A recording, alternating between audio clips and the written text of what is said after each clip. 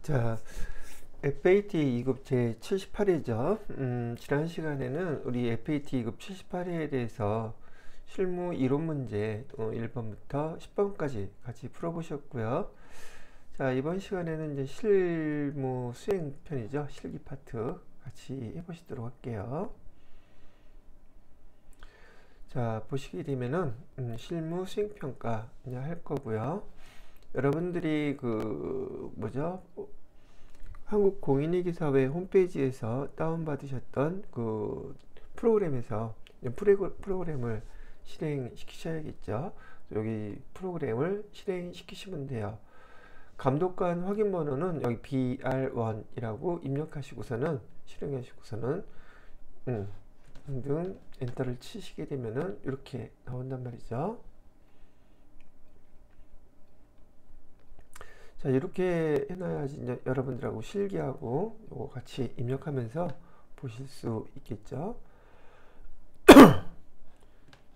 크기가 좀 안 맞네. 크기를 작게 해야지 되나 더. 그냥 이렇게 보면서 불편하기는 하지만 그대로 해보겠습니다. 자, 회사명은 별별 유통이라고 되어 있습니다. 그러면 어떤 회사인가 봤더니 생활용품 도소매업 하는 개인기업이라고 나와 있죠. 여러분이 보통 그 개인 FAT 2급에서는 개인기업으로 나오지만 FAT 1급부터는 계속 이제 법인기업으로 기본적으로 나온단 말이죠. 여러분들이 이제 회계 처음 배우시고서 기초과정에서 개인기업을 상대로 해가지고 이런 회계 처리에 대한 것을 테스트한다는 얘기입니다. 자, 1번부터 실무수행 첫 번째 거 기초정보관리 이해라고 되어 있는데 이 문제부터 한번 풀어보도록 하죠. 사업자 등록증에 의한 회사 등록 수정이라고 되어 있으니 회사 등록은 우리 회사 거를 얘기하는 것이네요. 자료 설명을 보니까 별별 유통은 사업자 등록증에 기재사항이 변경되어 서대문 세무서로부터 변경된 사업자 등록증 받았대요.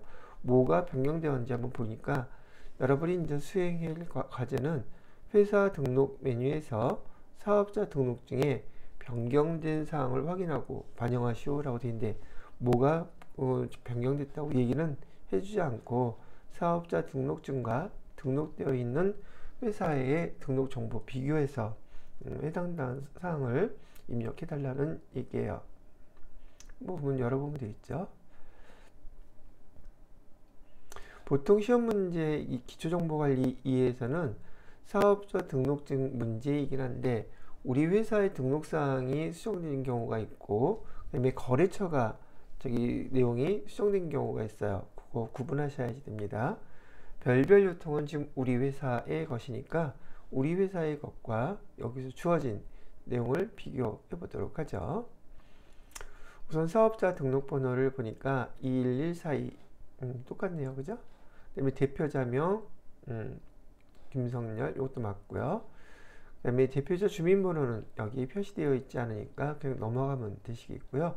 사업장 주소 보니까 사업장 주소 변경됐죠. 여기 누르셔서 그대로 따라서 바꿔주시면 됩니다. 서울특별시 클릭하시고요. 그다음에 서대문구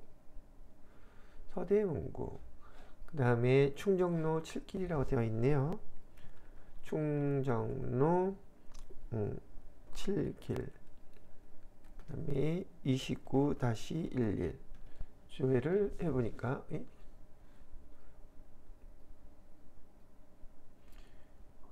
이렇게 지금 주소 끝에 끝까지 다 조회를 했는데 안 나오게 되면은 여기를 충정로 7길까지만 입력을 해 주셔야 돼요.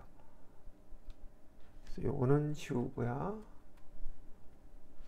그러면 충정로 7길 하고 29-11 29-11 여기 있죠. 요거 적용 이렇게 시켜주시면 되겠습니다.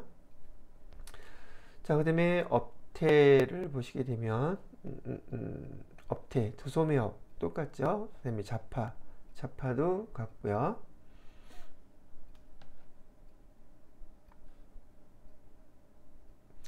여기 도소매업도 있고 밑에 통신 판매업도 있네요. 그죠? 얘를 갖다가 도소매업 해놓고 콤마 이렇게 해주신 다음에 통신 판매업 이렇게 수정해 달라는 얘기예요. 같이 있었던 거니까 자파 요거는 똑같아요. 그죠? 자, 그런 다음에 사업장 세무서라고 되어 있는데 사업장 세무서는 서대문이라고 되어 있죠. 사업장 세무서. 여기 문제 보시게 되면 여러분들이 이 사업장 주소 우편번호로 해서 이렇게 입력을 정확히 하시게 되면 요즘은 이게 자동으로 싹 바뀌더라고요. 그래서 여기 서대문 세무서로 되어 있는 거 똑같이 변경되어 있는 거 보이실 거고요. 서대문 구청은 상관없고요. 자, 그러면 뭐 내용들 다 변경이 됐죠? 다 됐네요.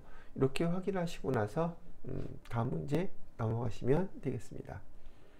그럼 여기 변경된 게 뭐뭐 했었죠? 사업장 주소 요거 변경된 거였었고요.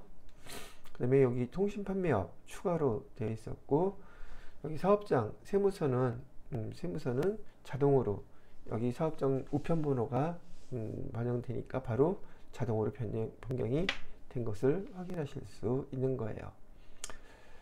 자, 혹시 문제에서요 여기 전용 이메일 주소 얘가 변경된 게 있다면은 이 확인은 어디서 하냐면은요 여기 밑에 여기 여러분은 요거 안 나와 있네요. FAT 2급에서는 우편번호 아니죠 이메일 주소까지 나타나 있지는 않았네요. 신경 안 쓰셔도 될 것 같아요. 자, 됐습니다. 그래서 첫 번째 실무 수행의 첫 번째 문제는 이렇게 수정을 해주시면 되겠습니다. 자, 두 번째 문제는 계정 과목 추가 및 적용 등록 수정을 해달라고 그랬어요. 자료 설명은 별별 유통은 프랜차이즈 본사의 계약 조건에 따라 매월 지급할 가맹점 수수료 계정 과목으로 등록해서 사용하려고 한답니다. 자, 여러분이 이제 여기다가 반영해야 될 사항은 850번 회사 설정 계정 과목을 가맹점 수수료 계정으로 수정을 하고 표준재무제표 코드, 현금 적용 등록 이렇게 그대로 따라서 해달라고 얘기를 하고 있죠. 여러분들이 회계 프로그램을 사용하시면서 얘를 갖다가 필요한 회사의 구분 또는 계정 사용할 때 반영할 수 있는지 없는지를 물어보는 문제죠. 여기 보시면 계정 과목 및 적용 등록 나와 있는 거 보이시죠? 클릭해 주세요. 그리고 계정 코드 번호가 800번 때문에 판관비거든요. 판관비 850번 여기 클릭을 하시게 되면 쭉 내려서 850번 여기 비어 있죠. 이 회사 설정 계정 과목은 이 프로그램에서 그 회사에서 사용하는 계정이 기존에 등록되어 있는 것에 없을 때 추가로 사용하기 위해서 이렇게 여기다가 선택해서 사용해 주시면 되겠습니다. 자, 계정은 그대로 여기다가 입력해 주시면 돼요. 850번에다가 가맹점 수수료라고 쓰시고요. 가맹점 수수료 그래서 엔터 띵 치시게 되면은 여기 줄까지 자동적으로 딱 맞추게끔 되어 있고요. 그 다음에 그 계정 구분에서 4경비 4번이 경비 여기 있죠. 4번 경비 요거 클릭해서 해주시면 되고 이제 우리가 사용할 거니까 동그라미. 그 다음에 표준 코드 표준 코드는 047로 해달라 그랬죠. 여기 조금 옆으로 가시게 되면은 여기 표준 코드라고 되어 있어요. 여기 가셔가지고 F2 눌러 보시면은 여기 047 여기 나와 있죠. 지급 수수료라고 판관비 나와 있는 거에서 선택 눌러 주시면 표준 코드 표준 재무제표 항목에 지급 수수료라고 되어 있어요.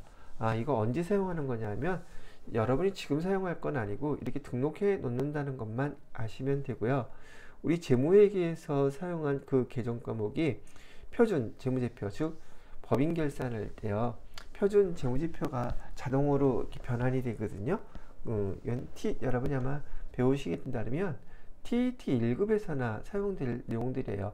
그런데 지금 여러분들은 기본적인 오퍼레이팅 즉 계정 과목이나 적용 등록을 갖다가 이렇게 반영할 수 있는지 없는지를 갖다가 지금 테스트하는 거란 얘기죠.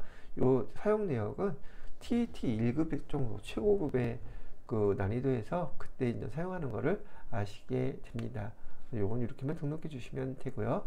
그 다음에 이 계정에 대해서 현금 조기 해달래요. 현금 조기는 여기 있죠. 여기 1번 1번이라고 치셔도 돼요. 01 뜰 거고요. 그 다음에 여기다가 가맹점 수수료 현금 지급이라고 이렇게 써주시면 이 두 번째 문제도 마무리가 된 거예요. 되셨죠? 그 다음에 세 번째가 아니라 이번에는 실무 수행 두 번째 문제네요. 거래 자료, 즉 회계상의 거래 자료를 증빙서류를 보고서 입력하세요. 이런 뜻이겠죠. 자, 그래서 이 내용도 한번 같이 보시도록 하죠. 증빙에 의한 전표 입력이라고 되어 있고요. 우리가 입력해야 될 날짜는 2월 21일 날짜로 입력을 해야겠네요. 신용카드 매출 전표고요. 내용을 보니까 뭔가 봄맞이 프로모션 행사 홍보용 전단지를 제작했대요. 홍보용 전단지 제작하면서 국민카드로 결제하고 받은 신용카드 매출 전표래요. 요거에 대해서 거래자료, 즉 회계상의 거래자료를 입력하세요 라고 되어 있죠. 자, 그렇다면 여러분들이 요 날짜를 갖다가 2월 21일 날짜로 일반 전표 입력해서 입력할 거니까 일반 전표 입력 요 클릭을 해 놓으시고요.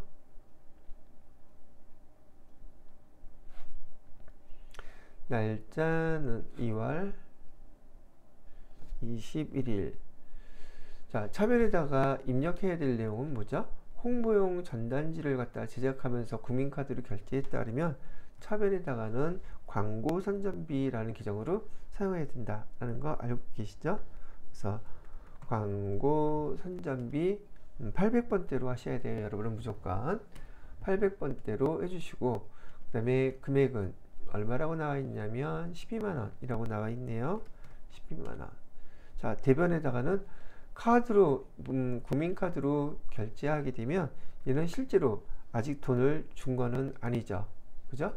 아직 돈을 준 건 아니고 카드로만 결제했고, 신용카드를 사용하게 되면 회사에서 지정해 나온 결제 날에 통장에서 그 금액이 자동으로 다 빠져나가죠. 그 전까지는 여기 카드로 결제했을 때는 미지급금이라고 규정을 써 주셔야 돼요.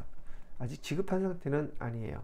미지급금에서 해주시고, 거래처 반드시 입력해 주셔야 됩니다. 신용카드로 결제를 받았거나 신용카드로 결제했을 때 거래처는 반드시 신용카드 회사 써주셔야 된다는 얘기예요. 여기 국민카드라고 했으니까 F2 눌러서 국민카드 여기 밑에 나와 있죠. 금액 1,012만원 이렇게 해주시면 되는 거예요. 그런데 여러분들이 간혹 헷갈리시는 게 어떤 계정에다가는 이렇게 거래처를 입력해야 되고 어떤 계정에다가는 거래처를 입력하지 않아도 돼요. 이게 많이 헷갈립니다 라고 얘기를 하시더라고요. 거래처를 입력해야 되는 그 계정은요, 채권 계정이나 그 다음에 채무 계정이에요. 우선 채권 계정의 대표적인 채권은요, 매출 채권이라고 있고, 이런 시간에 제가 분명히 여러분들한테 재무상태표 계정들, 그 재무상태표 계정들 암기하셔야 된다고 얘기를 했거든요. 그러면 그 재무상태표에서 매출채권, 그러면 매출채권 안에는 뭐가 있다? 계정들이 딱딱 여러분이 알아들을 수 있어야지 돼요. 매출채권에는 뭐가 있어요? 물어보면 외상 매출금이 있고요. 그 다음에 받을 어음이라고 이 두 가지를 갖다가 우리는 매출채권이라고 불러요. 그 다음에 또 채권 계정에는 이 매출채권 이외에 또 돈을 받을 게 있는 거 기타 채권이라고 있거든요. 기타 채권에는 아까 이론 문제에서 나왔던 미수금 계정하고요, 그 다음에 선급금 계정이 있어요. 자, 그래서 이 계정들 있잖아요. 채권 계정 중에서 여기 매출채권, 즉 우리가 돈을 받을 게 있는데 누구한테 받을 게 있는지 요 계정에다가는 반드시 거래처 다 입력해 주셔야 된다는 얘기죠. 이해가 되셨죠? 그럼 이 매출 채권과 기타 채권을 구분하는 기준이 뭔가? 매출 채권이라고 하는 것은요, 우리 회사의 주력 상품, 주력으로 판매되는 거, 대부분은 상품 아니면 제품이에요. 이런 상품이나 제품을 팔고서 돈을 못 받고 외상을 했으면 그때는 외상 매출금이라고 기록하시는 거고, 어음을 받았다 하면 받을 어음 이해 규정을 사용하는 거예요.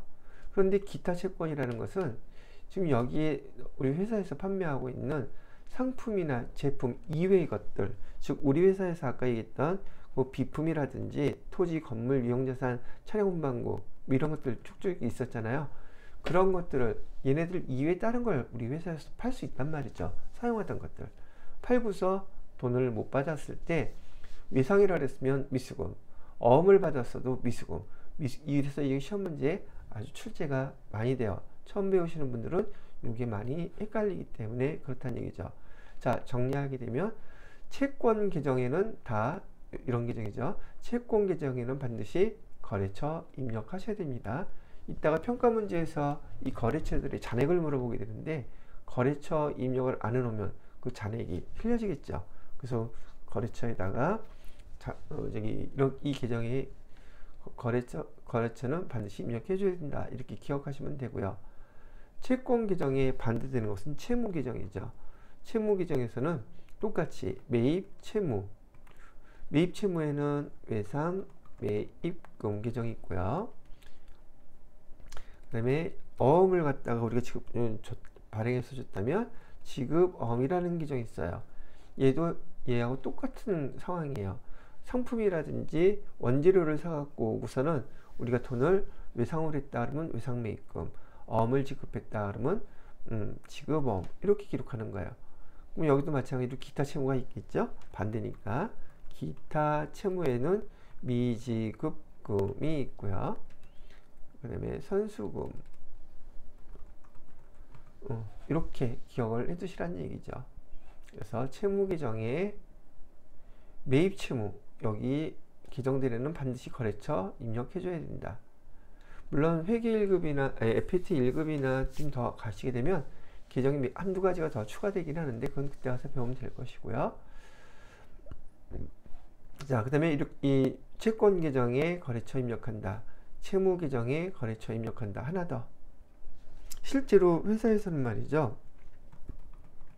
통장들이 금융기관은 입력해야 되는데 보통 예금이라든지요. 당좌 예금이라든지 정기 예금, 정기 적금 이런 계정들에다가는 금융기관의 계정에 거래처는 반드시 입력해 주셔야지 돼요. 여기 금융기관. 회사에서는 이 보통예금 통장이요. 하나만 쓴다고 해서 하나만 딱 있는 게 아니라 보편적으로 시중에 시중에 있는 시중은행들의 보통예금 통장은 다 개설을 해 놓는단 말이죠. 그래서 우리가 개정했을 때 보통예금 통장으로 100만원 받았다고 해서 보통예금 100만원 이렇게만 기록해 놓으면 얘가 보통 국민은행으로 들어온 거야, 신한은행으로 들어온 건지 우리은행으로 들어온 건지 알 수가 없잖아요. 그렇지 않겠어요?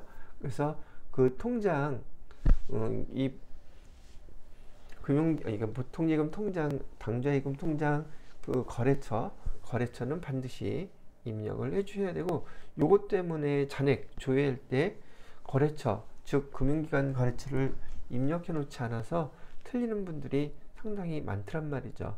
그래서 요 계정 5가지 이렇게 채권 계정, 채무 계정, 금융기관 계정은 반드시 거래처 입력해야 된다. 일단 거래처 입력하는 건 요 정도만 기억하시면 되고요. 또 하나, 거래처를 입력하지 않아도 되는 계정이 있어요. 거래처를 입력하지 않아도 되는 계정은요, 비용 계정은 다 입력하지 않으셔도 돼요. 수익 계정도 다 입력하지 않으셔도 돼요. 되게 간단하죠? 비용 계정, 수익 계정, 그 다음에 여기에 나와 있는 계정들 이외에 계정들 있죠? 유형자산이라든지 무형자산이라든지 뭐 재고자산이라든지 이런 계정들은 거래처 입력하지 않으셔도 돼요. 거래처를 입력하는 가장 기본적인 이유는 우선 채권 계정과 채무 계정은 실제로 누구한테 내가 돈을 얼마 줄 게 있지, 실제로 누구한테 돈을 얼마 받을 게 있지, 그거를 구분하기 위한 거예요. 거래처들마다. 그래서 거래처를 입력해 주라는 얘기니까 그렇게 참고를 해주시면 되겠네요. 되셨지요? 자, 이렇게 해서 실무수행 두 번째에서 첫 번째 문제는 같이 한번 이렇게 입력을 해 보셨고요. 두 번째는 통장사본에 의한 거래 입력이라고 되어 있어요. 거래 일자는 3월 31일이라고 되어 있죠. 어떤 분들도 이거 입력하다가 보면은 날짜 바꾸지 않고 그냥 이거 입력하시는 분들도 가끔 있으시더라고요. 무조건 틀리는 거예요. 날짜 정확히 반영하시고요. 자, 보통예금 기업은행이라고 되어 있는데 여기에 지금 보니까 찾으신 금액 42만 6천 원을 찾았대요.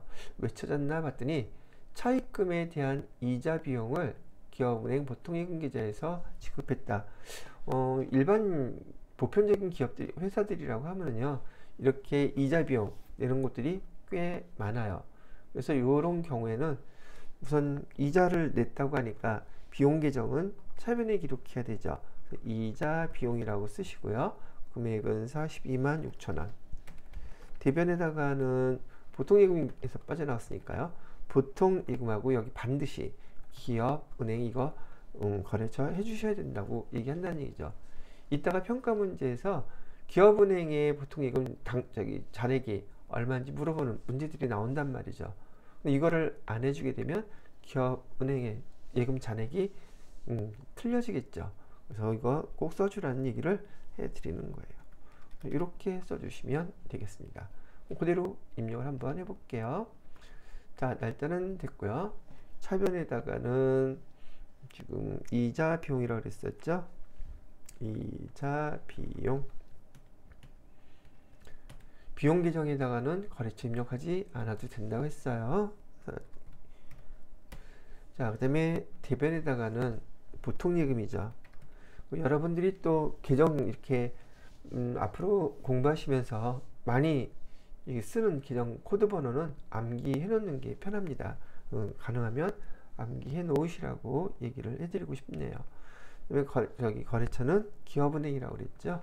기업은행 보통예금 계정으로 6,000원 이렇게 해주시면 되는 문제예요.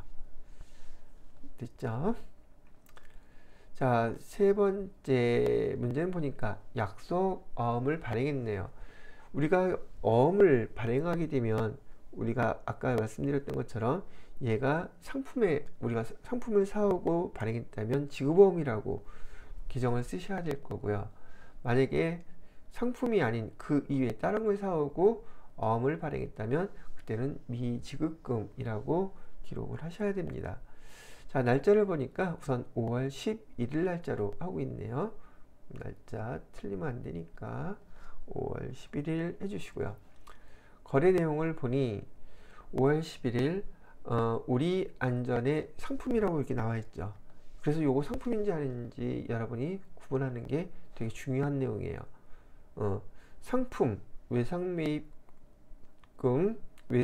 대금 중 일부를 전자어음을 발행해서 지급했대요. 상품 매입한 그 대금 중 일부를 어음으로 인전 지급을 한 거예요. 그럼 외상매입금 됐던 거 걔를 갖다가 부채를 감소시켜야 되겠죠. 그래서 분개를 한다 그러면 차변에 외상매입금은 감소했을 거예요. 그걸 지금 갚는 거니까 외상매입금은 부채 계정이에요.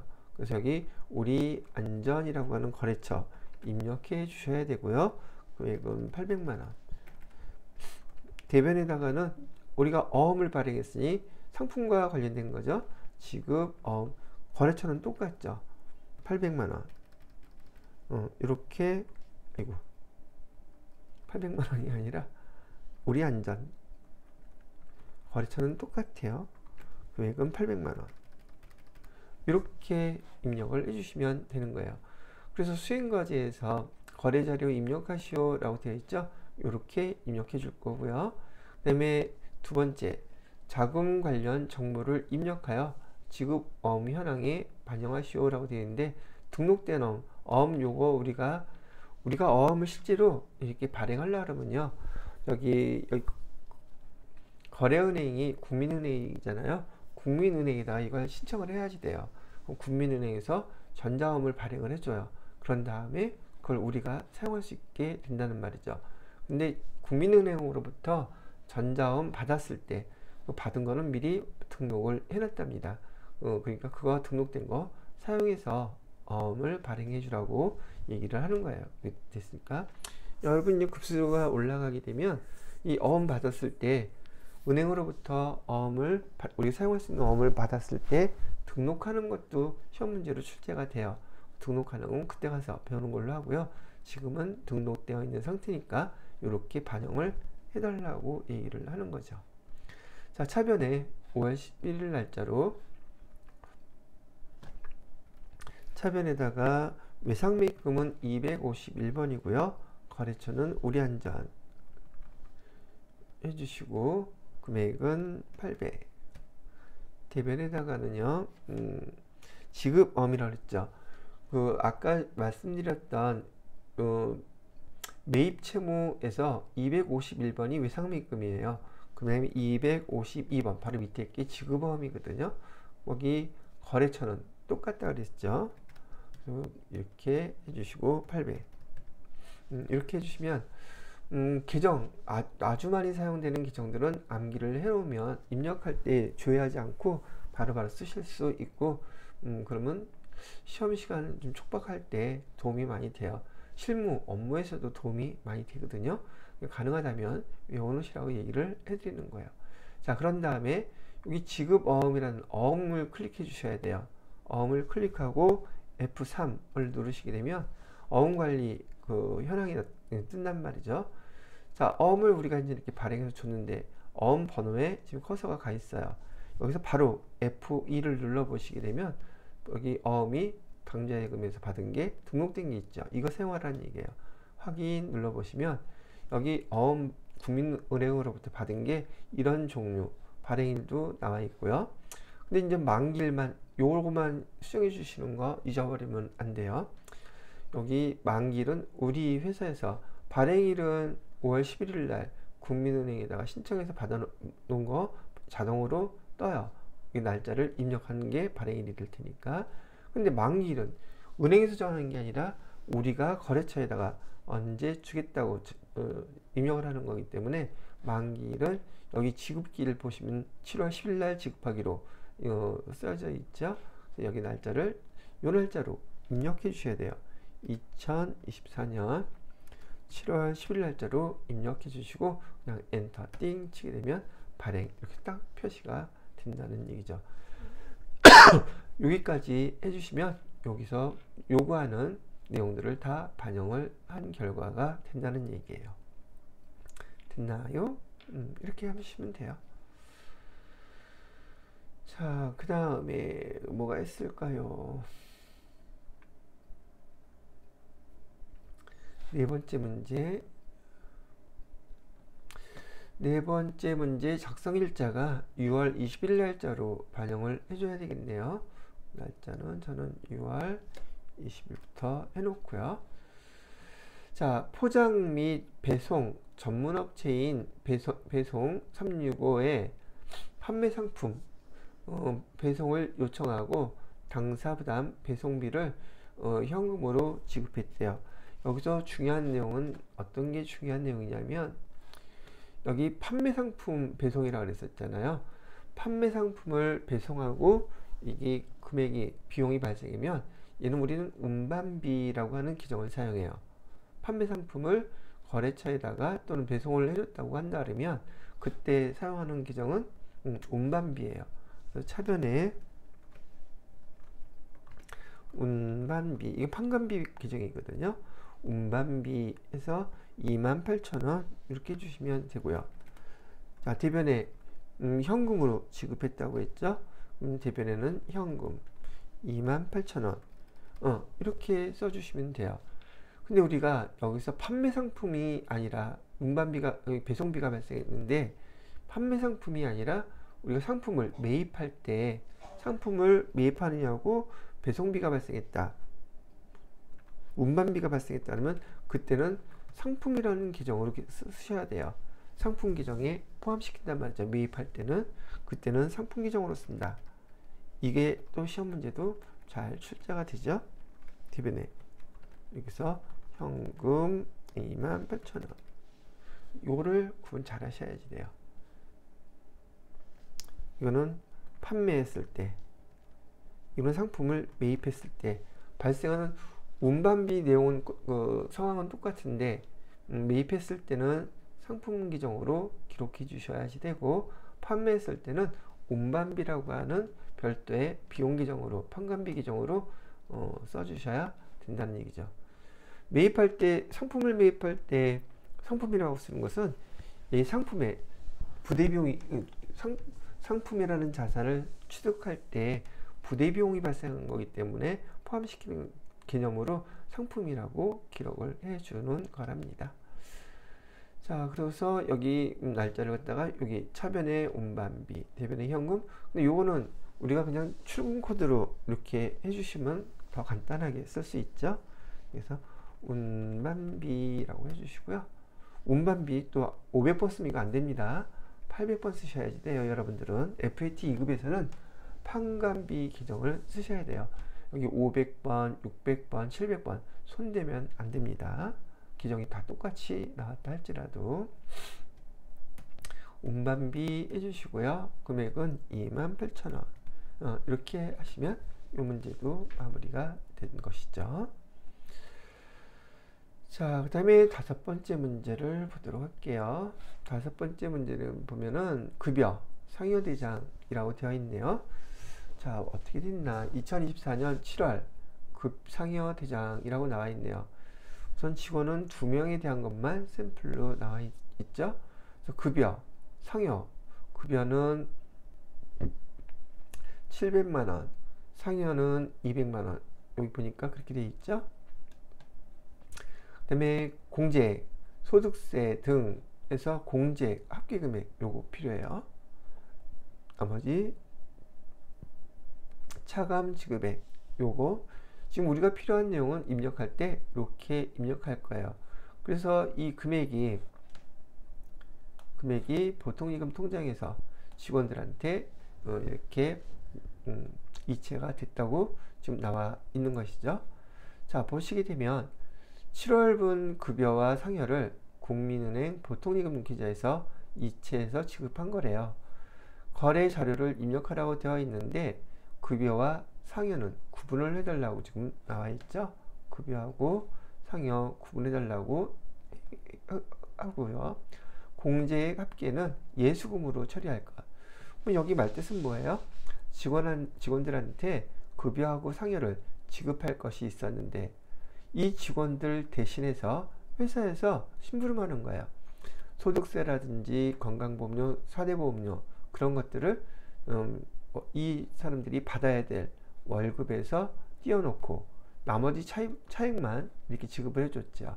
이거는 그 다음 해당되는 날짜에 소득세, 건강보험료 등등을 회사에서 이 직원들의 이름으로 대신 납부해 주는 거예요. 이거는 회사 돈이 아니에요. 누구 돈이에요? 이거는 직원들의 돈이에요. 아시겠죠? 이럴 때 회사에서 월급 안 주는 회사는 없을 테니 여러분이 회계 담당자라고 한다 그러면 이렇게 급여, 상여 지급하고 나서 회계 처리해 주셔야겠죠. 어떻게 회계 처리를 하면 된다는 얘기예요. 차변에 급여는 판관비 중에서 대표적인 거예요. 대표적인 판관비 급여 이렇게 써주시면 되겠고요. 대변에다가는 예수금, 예수금은 아까 요거 공제액 합계액이라 그랬죠. 일단 860, 260 이렇게 써주시면 되겠고요. 그 다음에 상여 별도로 해주라 그랬죠. 이따 계정 초회에 보면 상여도 별도로 계정이 있어요. 그리고 사용해 주시면 돼요. 그 다음에 차인 지급액은 보통 예금 통장에서 지급했다 그랬어요. 보통 예금은 국민은행 이렇게 되어 있었죠. 금액은 요거였었잖아요. 그죠? 8, 1, 3, 9, 7, 4, 5 이렇게 입력해 주시면 여기서 요구하는 그 회계 거래 자료를 반영한 내용이 된다는 얘기죠. 되셨나요? 자, 그럼 이렇게 반영해서 입력을 해보도록 할게요. 날짜는 7월 31일 날짜로 해달라고 했으니 7월 31일 날짜로 한번 해보도록 할게요.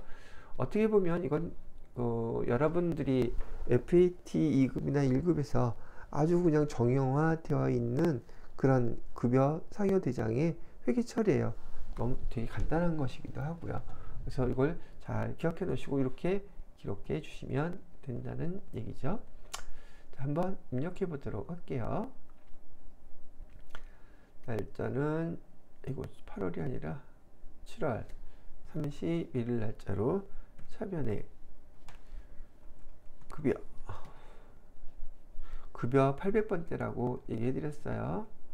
급여 801번, 금액은 700. 이번에는 상여금도 800번대, 그래서 200만원. 대변에다가 예수금 해놓으시고, 금액은 860260. 자, 이번에는 보통예금은 국민은행 거였었죠. 국민은행 보통예금 계좌 해주시고, 여기 8139740 이렇게 입력을 해주시게 되면 급여 상여 나간 거에 대한 회계 처리 거래 자료를 정확하게 입력을 하신 결과가 된다는 얘기예요. 이렇게 해주시면 돼요. 자, 그 다음에 6번 문제를 보아하니 6번 문제는 유무형자산의 매각이라고 되어 있어요. 유무형자산의 매각 내용을 한번 보니까 날짜는 8월 10일 날짜로 되어 있네요. 날짜를 일단 8월 10일로 바꿔주시고요.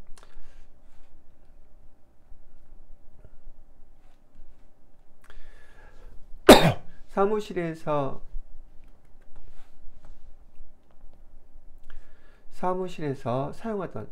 사용한다 그랬었죠. 그죠? 사용 목적인 것은 우리가 유형자산이라 했어요. 자, 그 유형자산 중에서 냉난방기를 일산 재활용 센터에 매각하고 매각대금 180만원은 성능 점검 후 8월 말에 받기로 했다. 아직 못 받은 거죠. 자, 여기서 하나 또 복습할 내용이 나왔어요. 우리가 사용하던 유형자산을 이렇게 매각하고 받을 돈이 생겼죠. 근데 아직 돈은 못 받았어요. 그럼 이 못 받은 돈에 대해서 외상미금 이렇게 쓰셔야 되는다는 얘기 아니죠. 그죠? 제가 아까 뭐라고 말씀드렸냐면 우리 회사의 상품, 제품을 판매하고 돈을 못 받았을 때는 외상매출금, 어음을 받으면 받으러옴 이렇게 하면 되지만 그 이외의 것을 팔고 돈을 못 받았을 때는 계정 뭐라고 쓰라고 그랬죠? 미수금이라고 쓰라고 그랬죠. 이거 미수금이에요. 아직 못 받았기 때문에. 만약에 이 매각대금으로 어음을 받았다 할지라도 받으러옴이라고 쓰시면 안 돼요.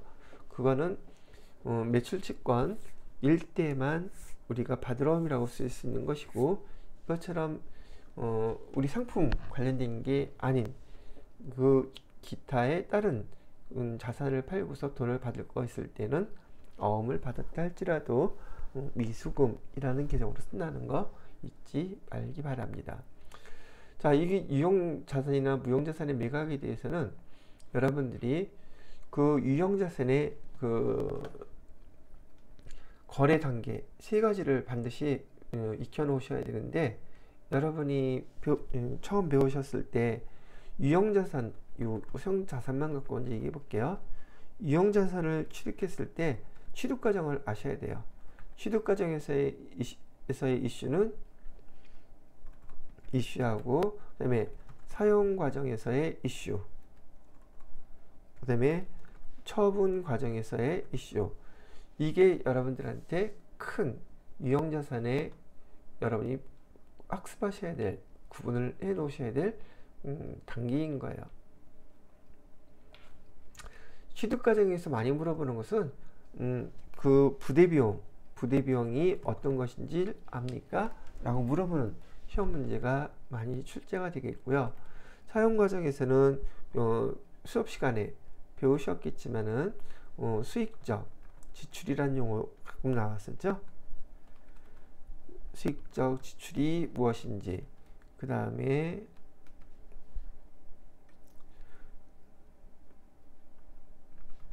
자본적 지출 이런 용어도 나왔고, 이 유형자산을 사용할 때 발생하는 것이 감가상각비예요. 사용하면은 가격이 떨어지잖아요. 그래서 사용 과정에서의 이슈는 크게 이렇게 세 가지 정도로 요약할 수가 있어요. 그 다음에 세 번째, 처분 과정에서의 문제인데, 처분 과정에서는 지금부터 제가 설명해 드린 대로 잘 기억하셨다가 여러분들이 그대로 회계 처리를 해 주시면 돼요. 근데 이거는 한번 그 틀을 정확히 잘 이해해 놓으시면 되게 쉬운데, 처음 배울 때는 분계가 되게 복잡하다고 생각한단 말이죠. 그래서 어렵게 생각하시는데, 유형자산이라는 것은 처음에 취득할 때, 회사에서 그 유형자산들을 취득할 때 당연히 여러분이 그걸 기록할 줄 아셔야 되겠죠. 그리고 그 유형자산들을 사용하면서 발생하는 지출에 대해서 이런 것들을 하실 줄 알아야 될 거고, 결국은 사용하다 보면 처분하게 되겠죠. 그럼 처분할 때 그 마지막 유형자산의 처분 과정까지 기록하실 줄을 알아야 되는 게 당연한 과정 순서들이란 말이죠. 자, 처분 과정에서 회계 처리할 때는 먼저 꼭 이렇게 해 놓으시기 바랍니다. 우선 비품을 여기서 판다고 했으니까 비품의 취득원가를 기록해 주세요. 그 다음에 비품을 사용하면서 감가상각했던 감가상각 누계액이 얼마인지를 기록해 주시면 돼요. 대부분 문제에서 다 알려준단 말이죠. 그럼 여기 그 감가상각 누계액 얼마라고 되어 있냐면 120만 원이라고 되어 있어요. 자, 요 결과를 우리는 뭐라고 부르냐면 장부가액이라고 부르거든요. 그러면 장부가액은 180만 원. 자, 이것도 무조건 외우는 게 아니라요.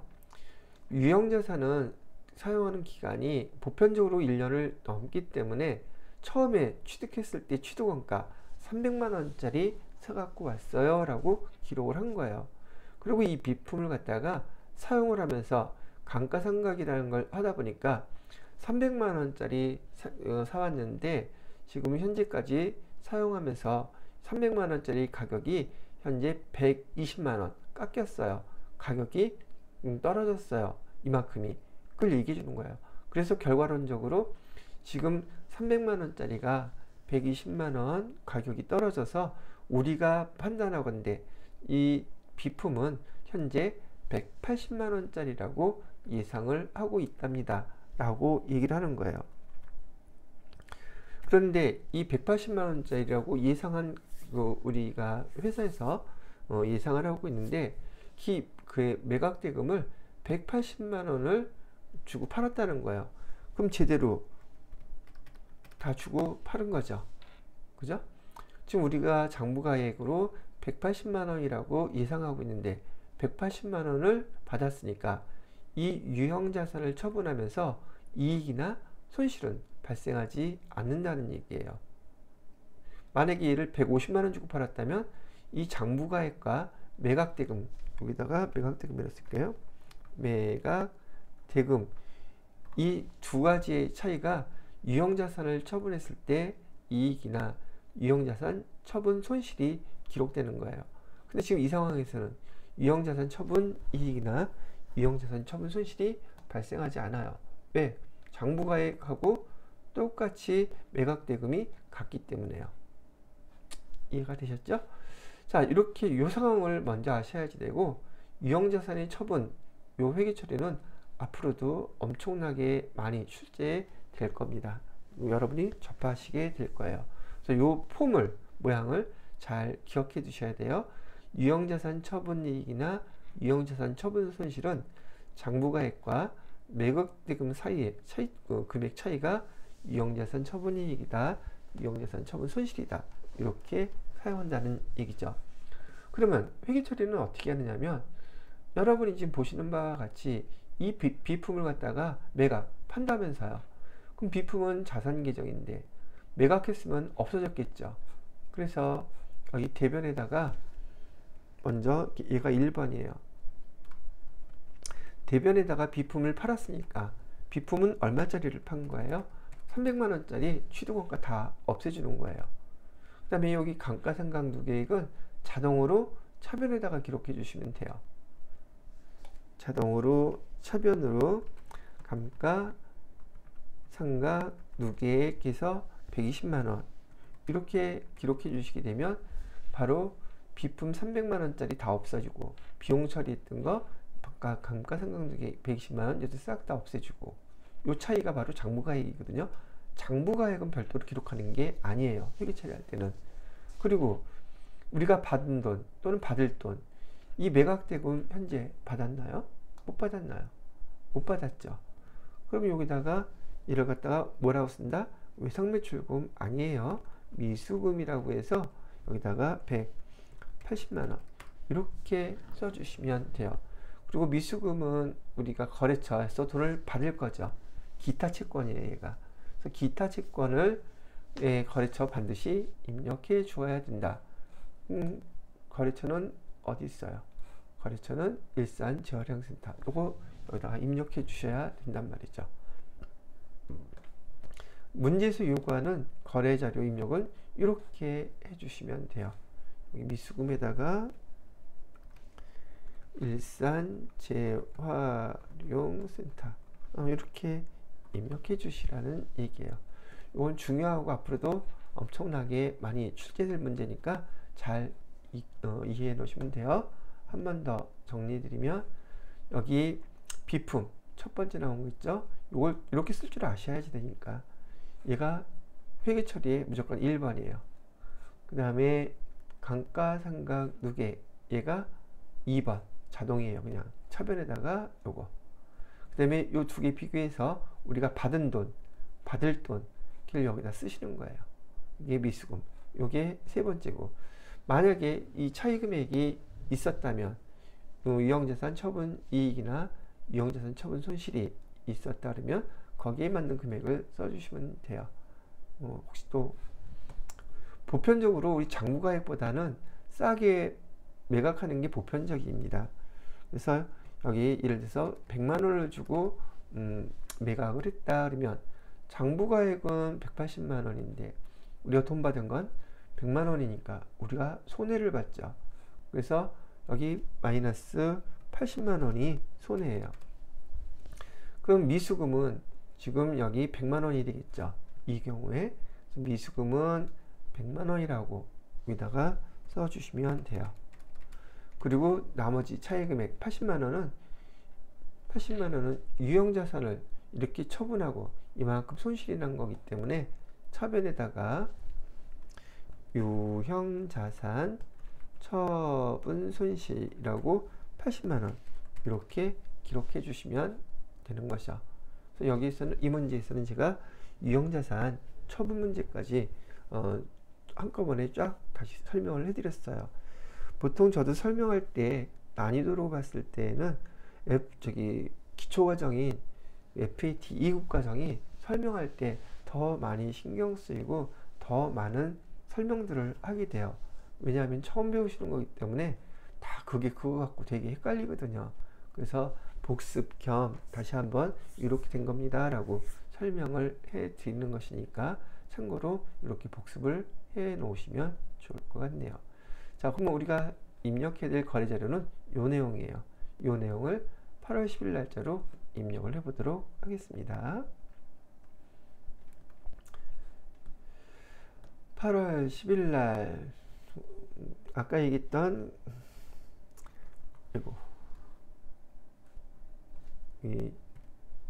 저는 이제 아까 얘기했던 순서대로 이해하기 위해서 여기 비품부터 입력을 해 드릴게요. 대변의 비품은 얼마짜리였냐면 300만원짜리였어요. 그다음에 차변에 여기 유형자산은 요 코드 다음 번호가 그 자산의 감가상각 누계 계정번 코드라고 배웠죠. 213이에요. 감가상각 누계 120만원. 그 다음에 또 차변에 나머지 금액은 돈을 아직 못 받았죠. 미수금 미수금 120번 거래처 어디라 그랬어요? 일산 재활용센터 입력해 주시고요. 여기다 180만원 이렇게 입력하면 되는 문제였다는 얘기예요. 여기까지 해서 유무형자산의 매각까지 설명을 같이 해봤고요. 자, 그 다음에는 7번 문제이네요.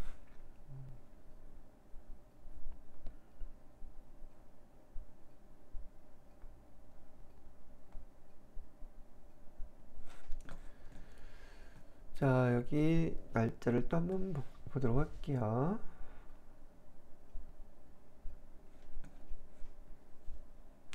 날짜는 9월 22일로 되어 있죠. 날짜는 9월 22일로 하겠습니다. 9월 22일. 자, 회사는 추석 명절을 맞이하여 회사 인근에 있는 보육원 아동들의 단체 영화 관람을 위해 입장권을 현금으로 구매 후 기부했다. 기부금 얘기네요. 그죠? 그러면 차변에 기부금 쓰시면 될 거고, 대변에다가는 영화 입장권 현금으로 했다 그랬죠? 그럼 차변에 기부금, 대변에 현금. 그러면 이건 뭐 출금연표로 해서 기부금만 쓰시면 되겠네요. 이 문제는 여러분이 지금 이런 내용이 계정 기부금이라고 쓴다 라고 하는 계정을 알고 있는지를 물어본 문제라고 보여져요. 토탈 금액은 12만원이죠. 여기다가 12만원 이렇게만 하면 되는 문제였네요. 그죠? 기부금이라는 계정, 이런 상황에서 쓰는 계정 명칭이 기부금이에요 라는 거 알고 있는지 물어본 거였어요.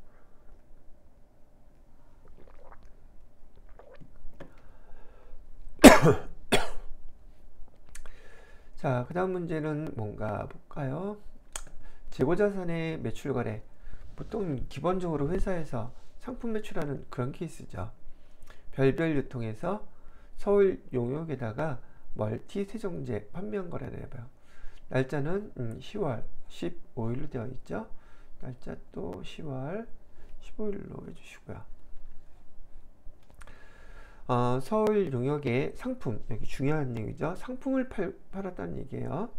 상품을 판매하고 외상대금 20만원은 현금으로 받았고 잔액은 외상으로 했다. 그러면 차변에 현금은 그대로 현금이라고 쓰면 될 거고, 잔액은 외상으로 했으니까 외상 매출금 해야 되겠죠. 상품을 판매하고 돈을 못 받은 거니까 외상 매출금이에요. 근데 아까처럼 비품이나 다른 거, 상품 이외에 다른 것을 팔고 이게 돈을 못 받았다 그러면 그때는 미수금이라고 써야 됩니다 라고 알려드렸었죠. 자, 그러면 이제 요 계정을 그대로 반영해 보게 되면, 자, 차변에 우리 현금 받은 거는 20만원 받았다 그랬죠? 20만원 쓰시고요. 대변에 여기 상품 매출이라고 쓰셔야지 상품이라고 쓰시면 안 됩니다. 이거 많이 틀려요. 상품과 상품 매출 계정은 다른 거예요. 좀 이따 설명해 드리기로 하고, 상품 매출 120만원, 나머지는 외상이니까 이거 외상 매출금에서 100만원. 여기 외상 매출금에 또 뭐 써줘야 돼요? 여기는 매출 채권이니까 거래처 서울용역이라고 반드시 써주셔야겠죠. 이렇게. 자, 조금 전에 말씀드리려고 했던 게, 지금 여기 상품 판매했다고 했을 때 상품 매출이라는 계정은 아까 처음에 이런 시간에도 말씀드렸던 것처럼 우리가 손익계산서 계정에서 어디 됐을까? 여기 간단하게 쓸게요. 손익계산서에서 매출액에서 매출 원가를 빼면 이 금액을 우리는 매출 총 이익이라고 부른다. 여기 나와 있었죠? 이 상품 매출은 바로 이 매출액 계정에 이거를 의미하는 거예요. 즉 상품 매출은 손익계산서의 수익 계정이라는 얘기예요.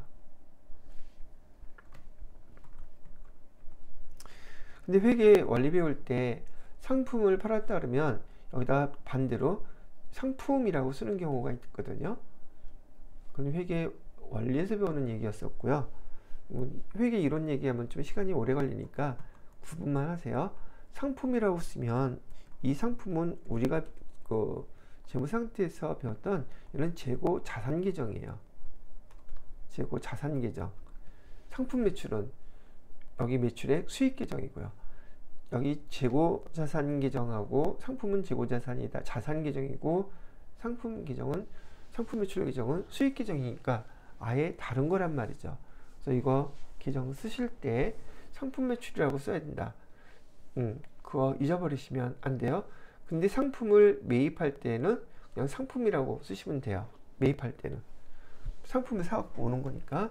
근데 매출할 때는 판매했다고 할 때는 상품 매출 계정이라고 쓴다. 요거 잊지 않으시도록 하면 되겠네요. 지금 이 거래 자료 입력은 이렇게 입력해 주시면 되겠어요. 자, 그러면 입력해 보도록 하겠습니다. 구분 코드 3번 차별 여기다가 F2 눌러서 상품 매출, 이거 대부분 또 상품이라고 써갖고 틀리는 경우가 많이 있거든요.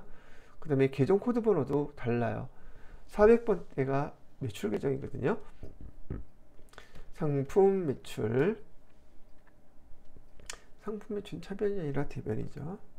상품 매출을 얼마치 했냐? 120만원어치 했대요. 자, 차변에 그래서 현금 받은 것은 20만원, 나머지 금액은 외상 매출금, 거래처는 서울용역, 이렇게 해서 100만원. 얘는 이렇게 입력해 달라는 문제였던 거예요. 되셨나요?